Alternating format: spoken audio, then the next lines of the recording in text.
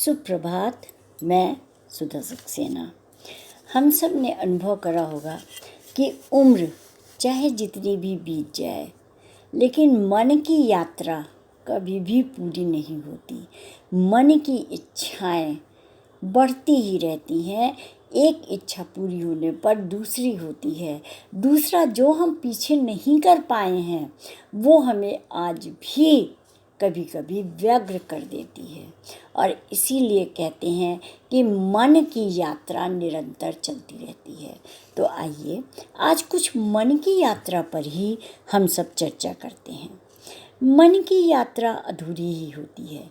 वैसे तो आदमी जीता पूरा है और पूरी तरह से जीने का प्रयास भी करता है, पर वह जी नहीं पाता। ऐसा इसलिए क्योंकि वह जीने के लिए प्रयास करता है। उन प्रयासों में वह कुछ संभावनाओं में डूबकर जीता है, कुछ कल्पनाओं में डूबकर जीता है और कभी कभी स्वप्न में इस तरह खोकर जीता है जैसे उसका यही सत्य है, यही जीवन है। आदमी का यह मन ही तो है जो कि अत्यंत चंचल है। मन जो मान लेता है उसी की यात्रा करने लगता है, उसी के नशे में डूबकर कुछ समय काट लेता है।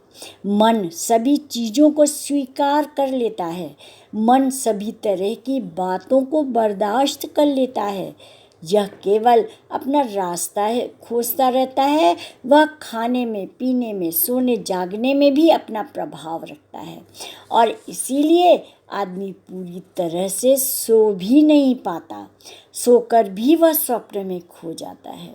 सोकर वह यात्राएं करने लगता है, स्वप्न में उठकर चलने लगता है। स्वप्न में ही मन के भटकाव को मुक्ति देने का प्रयास करता है और कभी कभी तो सो भी नहीं पाता, पूरी रात स्वप्नों में गुजार देता है।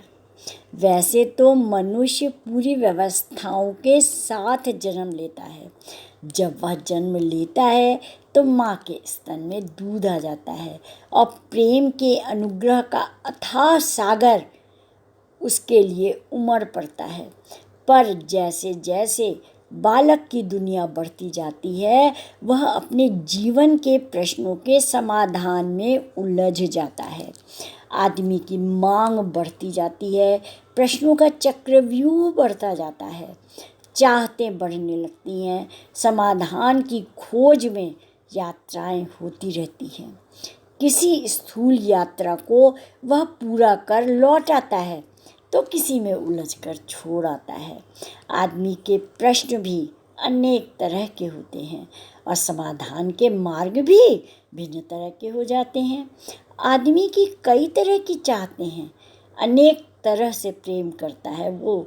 कोई प्रेमिका के प्रेम में या किसी प्रेमी के प्रेम में खोकर अपना स्वर्ग समझ लेता है, इसी को वह अपनी जिंदगी समझ लेता है। तो कोई धन से प्यार करता है, कोई पद प्रतिष्ठा से, तो कोई कला से प्रेम करने लगता है।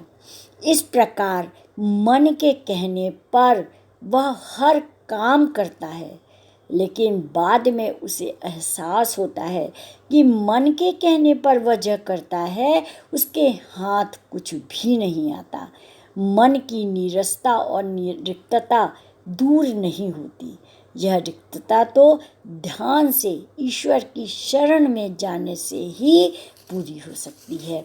यहाँ पर तात्पर्य यही है कि मन सदैव भटकता रहता है, चंचल होता है और मन की इच्छाएं हम जितनी भी पूरी करते हैं हमें सुख की प्राप्ति हो सकती है, लेकिन वह क्षणिक होती है क्योंकि तभी दूसरी इच्छा हमारी उत्पन्न हो जाती है।